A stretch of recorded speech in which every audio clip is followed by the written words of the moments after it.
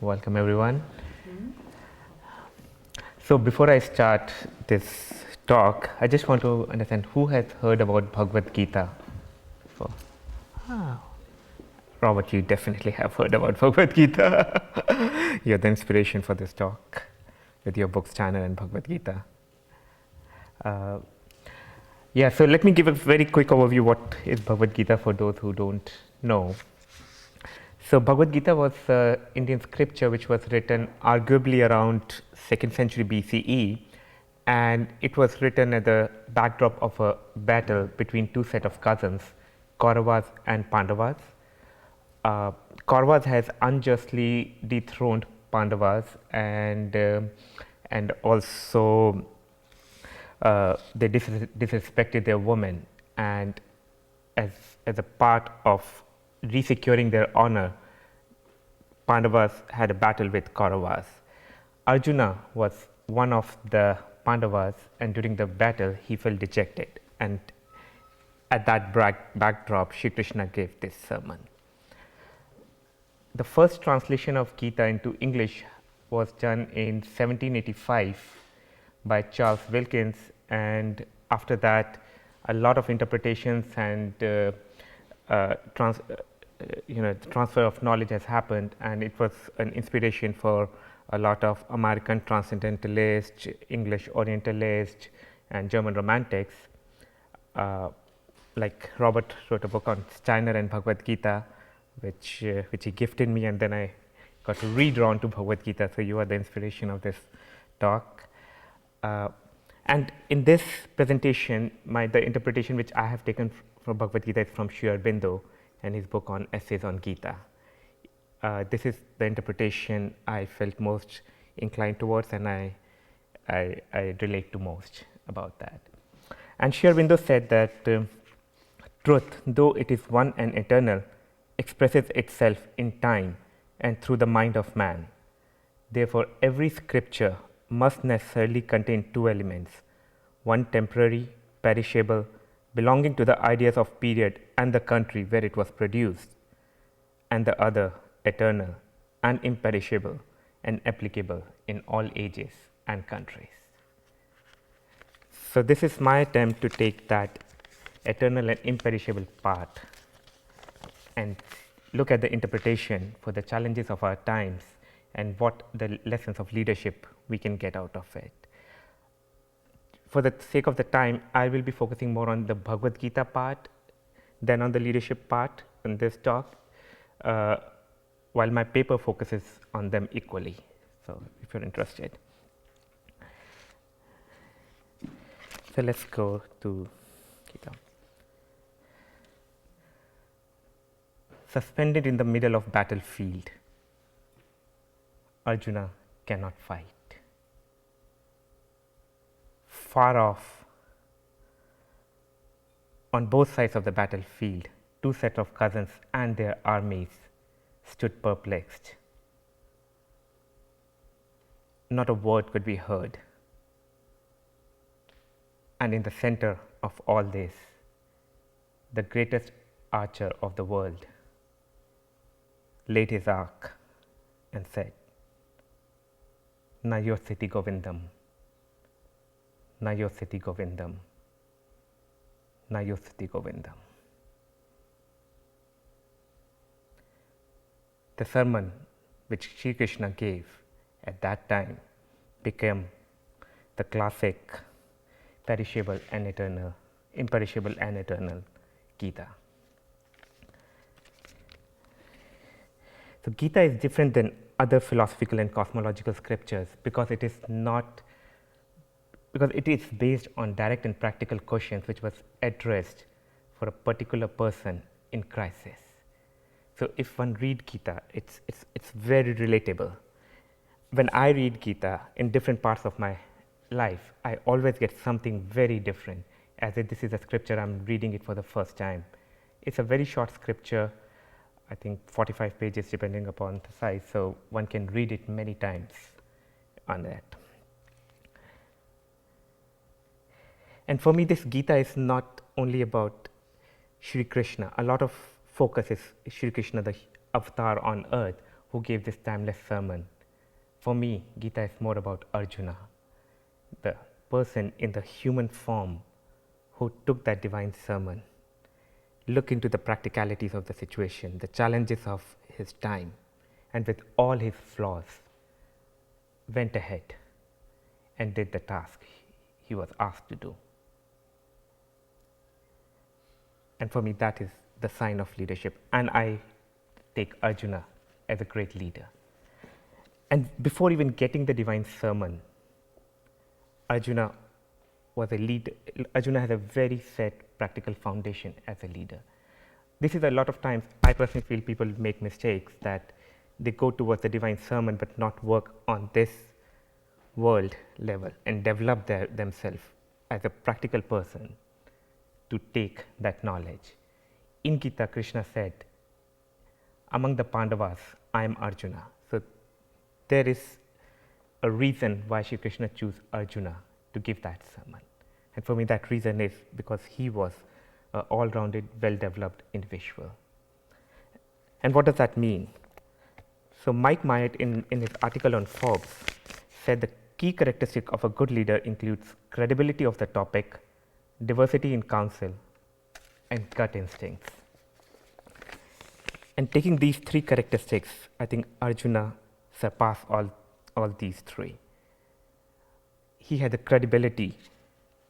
He had the credibility on the topic. He was one of the greatest archers of the world. He has strength, valor, fearless, and he had the potential of winning a war single-handedly. He also seek diversity in counsel, not only the people around him, but himself. He was very much connected to his own femininity. There's a story that in his 1 year of exile, he took up the role of a woman teacher and taught dancing and singing to a daughter of a king. And this was just before the war happened. And to develop that gut instinct, he was not only a warrior, but he lived a life of a yogi. And he did a lot of work in the jungles to get connected to that divine consciousness. However, this was not enough. At the battlefield, he was facing that ethical dilemma. On one side, there was his duty, honor, respect for women, dharma as a warrior to go ahead and fight the war. On the other side, there was a compassion, family, society, his clan, the personal sin of killing people and the destruction which this epic battle was going to bring. There's a lot of debate, at least in Indian culture, whether this was a sign of a strength of Arjuna as a leader or it was a sign of weakness of Arjuna as a leader.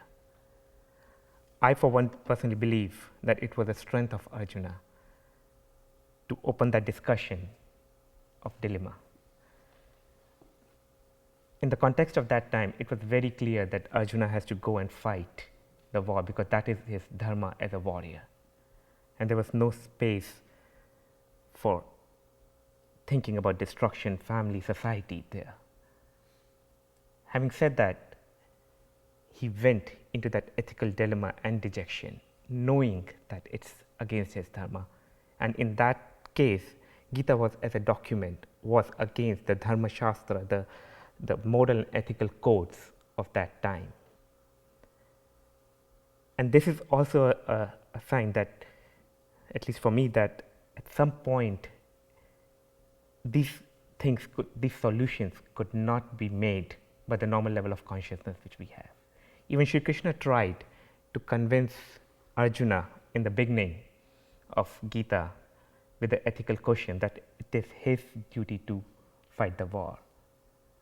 But Arjuna was beyond that level, that ethical, moral questions was no more valid, the answer which the society was giving him. And with that thing, Shri Krishna took Arjuna to the next dimension of spiritual dimension and gave a wider perspective of life. The Gita's solution is to rise above our natural being and normal mind, above our intellectual and ethical perplexities, into another consciousness with another law of being, and therefore another standpoint for our actions. Shri Krishna took Arjuna to the spiritual dimension, the dimension of souls, karma, and reincarnation. He said, Nainam chidyanti shastrani, nainam dahati pavakaha, na chainam kladyatopyo, na shoshati maruta. He gave an example of soul. He asked Arjuna, what destruction you are talking about? Who are your family members? Do you think they will die? Because a soul can never be cut into pieces by any weapon, nor can it be burned by fire, nor moistened by water, nor withered by the wind.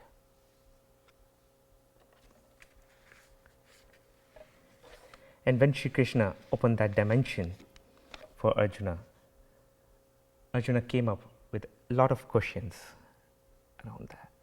And that Gita is that dialogue between Shri Krishna and Arjuna. As Sri Aurobindo did, he divided the works of the writings of Gita into 3 stages, and I'm going to take these 3 right now: Karma Yoga, Jnana Yoga, and Bhakti Yoga. And what does that mean for leadership and for Arjuna? However, before going into that, I somehow feel too small to have that, to communicate that knowledge. In that case, I'll say something and I'll ask you to just meditate a little bit. I'll guide you on that, because Gita also brings, for the first time, a lot of questions. It's a challenge. It brings out emotions. How it could be possible? This is wrong, and there is something, and that's the beauty of Gita, small scripture, for the personal connection to it, and what is the personal response to it.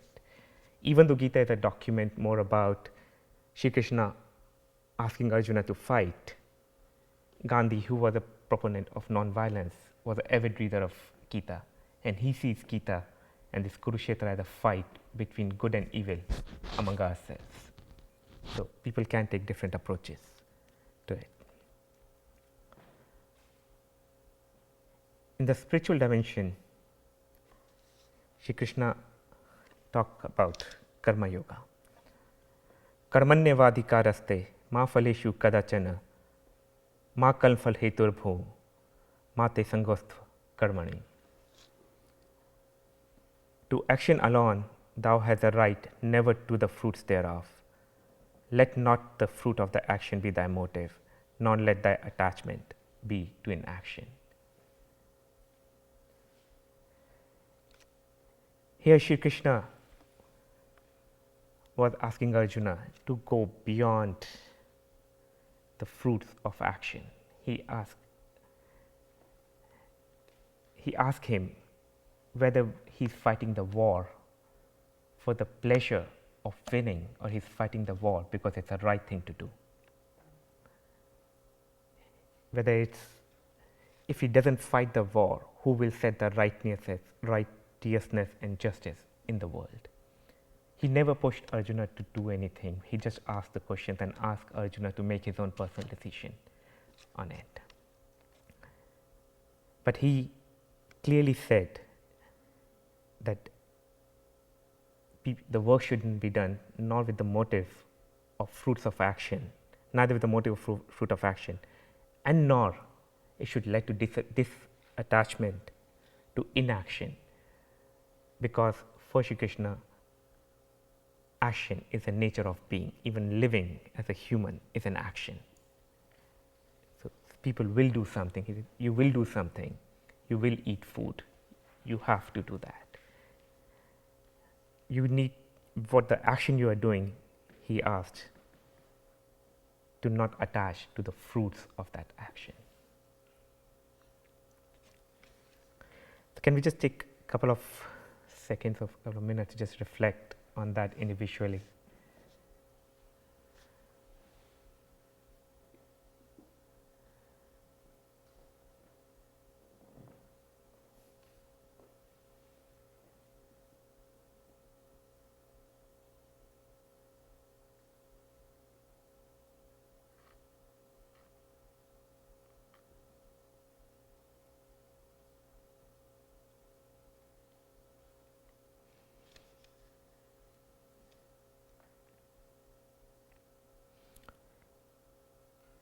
And then Shri Krishna asked Arjuna not only to renunciate the fruits of action, but also to renunciate the claim to be the doer of action. And that's the Jnana Yoga.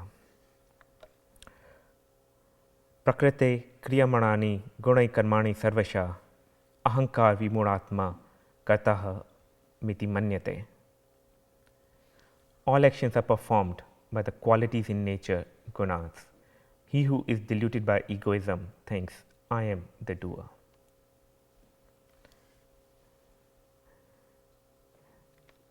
As per the Jnana Yoga, all the actions are performed by nature, Prakriti, and the gunas. And three gunas are Sattva, Tamas, and Rajas. And I think the Sattva guna is about purity. Rajas is passion, and Tamas is about ignorance and inertia. And all these three are important to move the world. Shri Krishna told Arjuna that right now he is in ignorance and inertia mode. He is in the Tamas realm. But the solution is not to go to the Sattvic realm or increase the Sattvic realm. The solution is to go beyond all these three realms and connect to the divine will.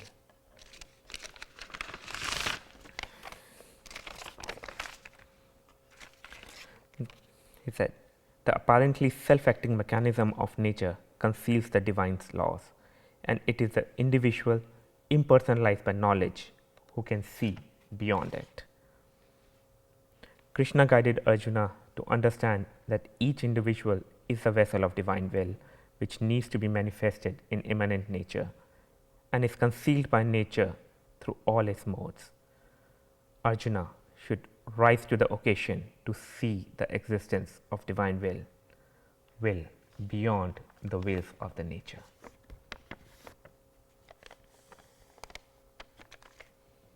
Can you take a few seconds or minutes to meditate on that?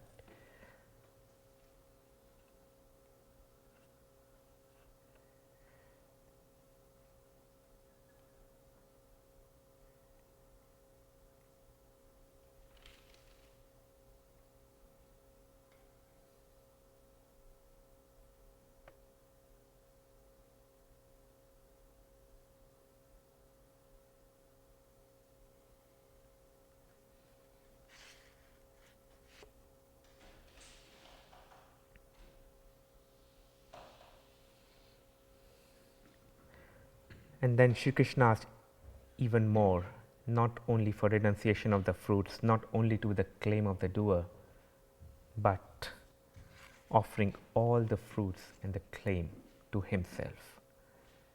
At the moment, Krishna revealed him to be the avatar on the earth, that he is the divine presence.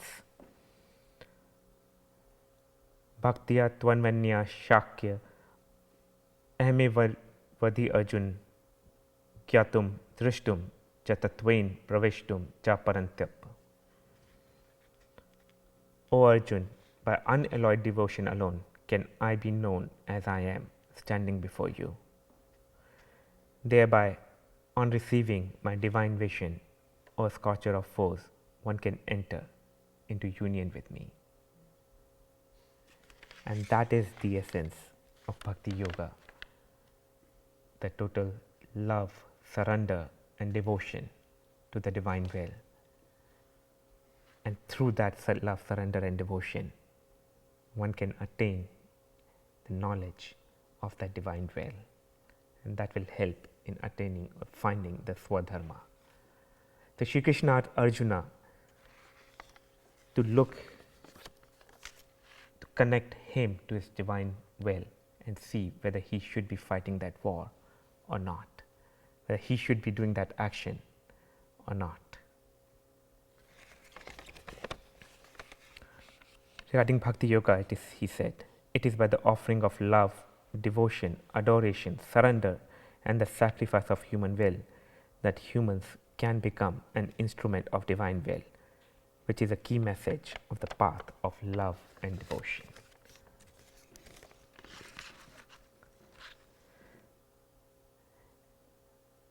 And for me, this is an invitation for each one of us in our own journey to find out where do we connect. Shri Aurobindo said that all three could be different paths, could be same path, none presuppose each other, nor one is better than other, but all three unite individuals to become that vessel of divine will. And for me, that's the essence of leadership, which is very much required in these times of change, in these times where a lot more is asked for us to be done, to sacrifice the fruits of action, to relinquish the claim to be doer, and to connect with the divine will through love and devotion, to realize the Swadharma, our own dharma, not on any social or ethical code, but on the universal intelligence. And with that, Arjuna went back to the battlefield, fought that war, and won that war before heading to Himalayas.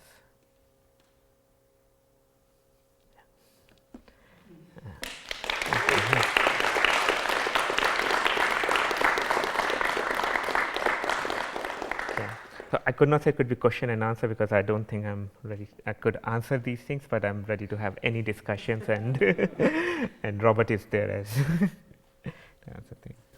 Yeah, Monica. I had to listen to a TED talk for the integrator seminar, and I picked Elizabeth Gilbert, Eat, Love, and Pray, and her talk was on, basically, after watching it about 10 times so that I could give a talk about it, I concluded it really was the message of the Bhagavad Gita. And it was because she was saying that, in days gone past, when people were on a stage and they were doing something really remarkable and everybody would shout, "Ole, ole," it was because they recognized that it was the divine that was coming through them. And she talked about just how difficult it was for her to have been really creative and doubting that her creativity would ever come through her again. And talking about how a poet would go running after the words and pull them back in and try to write them on page before the muse sped off and delivered it to somebody else. And so, the Bhagavad Gita was, the context of it was the war, and going and fighting, but it doesn't have to apply necessarily to doing your duty as, on the battlefield. It's just you're doing your duty as a human being and recognizing that not necessarily to be attached to the fruits of your labor, to realize it's coming from someplace else you can't take credit for it, nor can you take responsibility. And, so that lets you feel a little bit more at ease in case you are never creative again. so anyway, I just really like the message of the Bhagavad Gita. It wasn't really a question. It's just like a cosmological powers engendering us, the divine is coming through us. Yeah, thank you, Monica, for sharing that. And I was also taking this Brian's class of cosmological powers, and then when I was listening to Brian, in fact, that's when I said, okay, I should do a presentation on Gita because they're so entangled with the message. Yeah, thank you.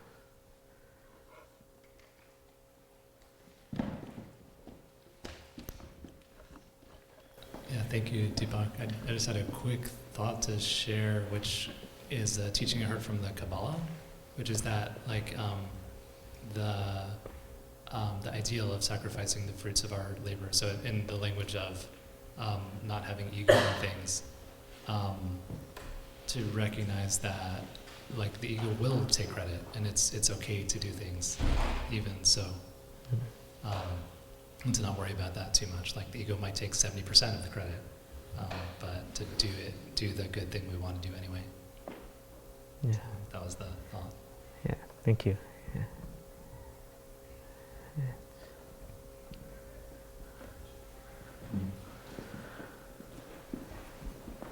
Thank you so much, Deepak. I'm curious how you see the PCC community aligned around those three different yogas. And are we already embodying all three, or is our job more leaning towards one? Do we have perhaps an imbalance that we could benefit from looking at? So thank you. And how do I see it from Gita perspective? So there's a collective journey, but it's more a personal journey, and that the personal transformation lead to a collective transformation.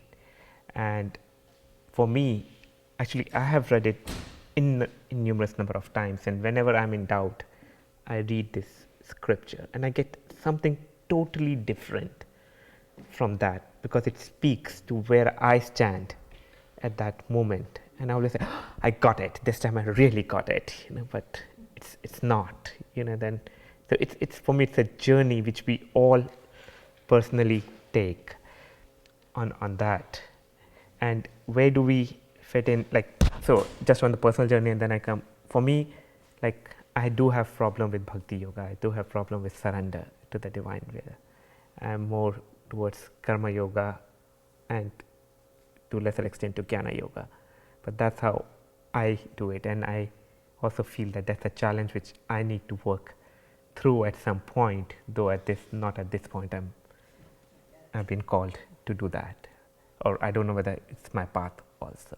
So that's why for me it's an individual path, and for PCC as a community, and I just link back to what Monica said, the themes are similar, like Brian's cosmological powers, Shri Aurobindo's and Steiner vision, Rick's cosmos is part of our psyche, and to connect to the cosmos to understand our psyche. All of them, we are talking about the similar things from different perspectives.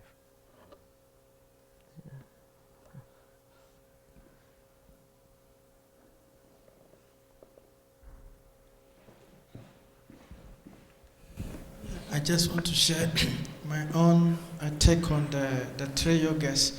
As you were describing the relationship among the three dimensions, that none precede the other, the three concurrently move forward. I had this whole concept of Trinity, that does it really reveal the inner logic of Trinity that Christian theologians so far has not been able to fully grasp? Maybe it's a question that I may direct to Robert to help me figure it out. Yeah. I just want to say one thing, and then Robert, thank you for saying that, because at the end of the Gita, I have not put it because I want to focus more from an Arjuna perspective rather than Shri Krishna perspective. But Shri Krishna showed the divine vision to Arjuna before Arjuna returned, because Arjuna was like, show me, what it is, and I cannot comprehend it. And he showed the vision of a Trinity to Arjuna, and that's one of the very important figures of Shri Krishna, one of the most drawn figures. What was the Shri Krishna's divine vision of Trinity? And they said, like, you need to have divine vision, not everybody can see it. And Shri Krishna gave Arjuna that divine vision for those moments to see that. So Trinity is so linked to that concept, and that is a central theme. Sorry. It was a question to Robert also. What do you think? I don't think so now. Yeah. We're already late, so we probably should. Food. We got time for the Trinity. Will you have something cooking? So. A little bit. Well, the one that I've been grappling with a little bit is the last one, connection to. Oh, thank you. The one I've been grappling with a little bit is the last, is connection to divine will. I feel that in our current state, we've moved pretty far from, well, a lot of us have anyway. I mean, this is kind of a broad statement, which is not really true for everybody, but there's been great sectors of society that moved away from religion, and we don't really have this tradition to hearken to guide us on how to, on how even to approach that. Because there's a lot of qualities of nature. There's a lot of things going on in nature that are not necessarily the divine will. There's a lot of perhaps nefarious qualities of nature as well. And so, in terms of how to orient ourselves, I mean, this is just how can we do this from? Is it possible to do that from without a tradition? Or do you think that we need to, each one of us perhaps embrace one tradition or another very deeply in order to do that? Or do you think of it, that would be possible from without it? This is a question I'm grappling with, because today we're coming into contact with realizing that our one religion is not there's many others in the world, and grappling with the fact that how are they all valid, even though they seem to be on the surface saying some certain different things, but whether we need to, in order to access that, really deepen into one, or whether we can try to do it on our own, which seems to be perhaps against one of the other twos, which is relinquishing the fact of us being the doer. But I just wanted to bring that one up, is the struggle in our modern age of knowing we're on the right path for that third one, to access the divine. So only thing I said, I also struggle with that. That's my personal struggle with the Bhakti Yoga. Having said that, there are a lot of, like ISKCON, International Society of Krishna Consciousness, is mostly based on Bhakti Yoga, devotional yoga. I went to them, but I realized that that's not where I feel my calling to. So there are people around that. And I also feel that, but in some point we do that in our dreams, in our states of altered consciousness, where we, in our states of non-duality, we see these things where we just, with a pure love action, we surrender to that. And that's how I see it, that there is individual process on that, but I don't know much about it. Okay, so the last thing is, Robert mentioned about time.